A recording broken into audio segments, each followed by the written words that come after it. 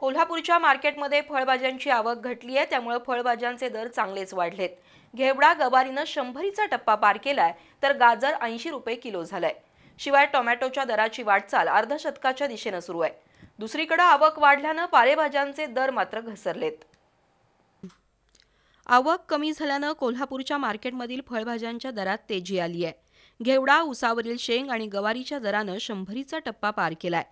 Beans, गाजर 80 रुपयांवर गेलाय।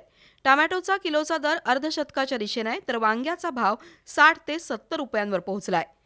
हिरवी मिरची, ढबू मिरची, बीन्स, वरणा, भेंडी, दोडका, वांगी यांचे दर 60 रुपयांच्या जवळपास आहेत।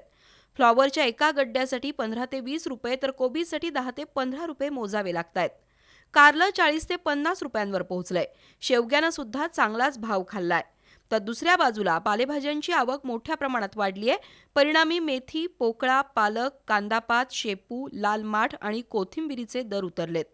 पालेभाज्यांची पेंडी आता 5 ते 10 रुपयांना मिळतीये।